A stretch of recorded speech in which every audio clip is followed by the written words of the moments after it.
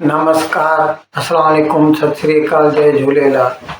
मैं हूं जी प्रेम मटलानी और आप देख रहे हैं हालत हाजरा का प्रोग्राम। हकीकत ये है, इब्तदा में आपसे दरख्वास्त है, चैनल ज़रूर सब्सक्राइब करें। दोस्तों, आजकल पाकिस्तान में खुद पाकिस्तानियों ने जिनको दहशतगर्द बनाया है, बहुत बड़े बड़े दहशतगर्द नामी गिरामी, लगातार पिछले 1 साल से उनके कत्ल होते जा रहे हैं। अभी कल ही सियालकोट में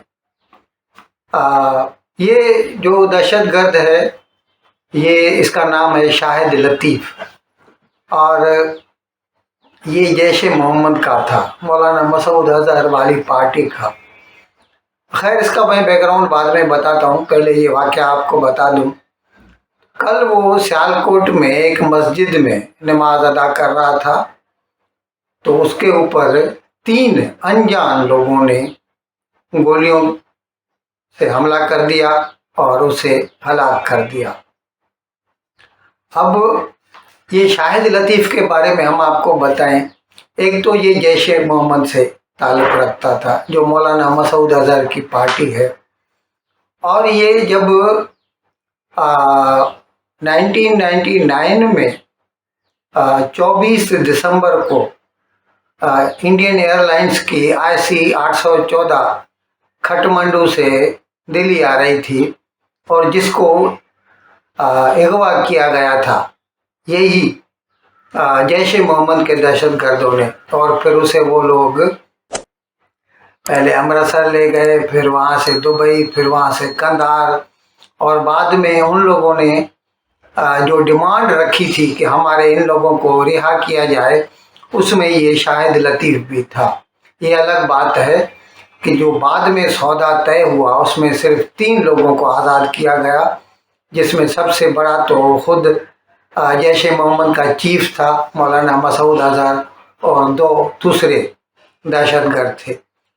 तो ये जो दहशतगर्द है, अच्छा इसकी दूसरी बात बताऊं, 2014 में मोदी हिंदुस्तान में पावर में आया, तो इसने तो पहले भाई अपने जो पड़ोसी हैं उनके साथ हमारे ताल्लुकात अच्छे होने चाहिए।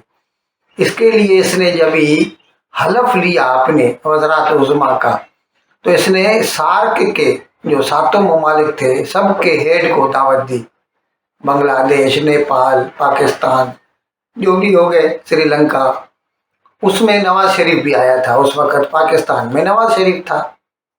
लेकिन बाद में अच्छा, फिर 2016 में नवाज शरीफ के घर में एक शादी थी, जो है लाहौर के नज़दीक उसका घर है, कुछ 40-50 किलोमीटर दूर, मैं नाम भूल गया हूँ उस गाँव का जहाँ पर उसका घर है।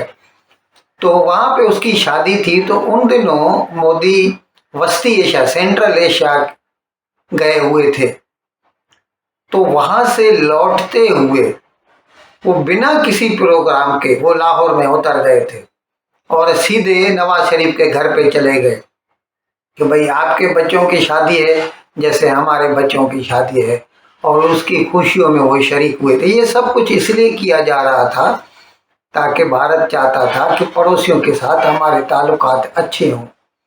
लेकिन ये तो आपको इल्म है ही कि पाकिस्तान का जो डीप स्टेट है वो हिंदुस्तान के साथ अच्छे ताल्लुकात नहीं चाहता, और इसके लिए फिर उसके जल्द ही बाद यही जैश ए मोहम्मद के दहशतगर्दों ने भारत में पठानकोट में जो एयरबेस था, पठानकोट में जो एयरबेस था उसके ऊपर जैश ए मोहम्मद के दहशतगर्दों ने हमला किया था। फिदाई दहशतगर्दों, उनका ही लीडर ये था शाहिद लतीफ़। और अभी 2019 में 14 फरवरी को जो पुलवामा में CRPF के एक काफिले के ऊपर हमला किया गया, तकरीबन 50 से 55 लोग हलाक हुए थे उसमें। तो इतनी और कई वारदातें इसने की हैं, और असल में तो ये गुजरांवाला का है, लेकिन जैश ए मोहम्मद का है, और इसको हिंदुस्तान से बहुत सख्त नफरत थी, और इसको कल सियालकोट के एक मस्जिद में हलाक कर दिया गया। اور इसके बारे में जो खबर दी है पाकिस्तान की एजेंसियों ने, उन्होंने इस तरह इसको बयान किया है कि ये एक दहशतगर्दी की वारदात है, और इसका नाम जो लिया जा रहा था वो ऐसा कि शाहिद लतीफ़ साहब जो है।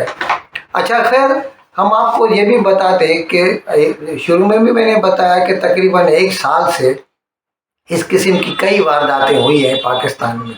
तकरीबन 8-10 रोज़ केवल हमने भी एक प्रोग्राम किया था, वो कराची में जो है लश्कर तैयबा का बड़ा एक दहशतगर्द था कैसर फारूक, मौलाना कैसर फारूक, उसको गुलशन उमर में उनके मदरसे के नज़दीक ही कत्ल कर दिया गया था।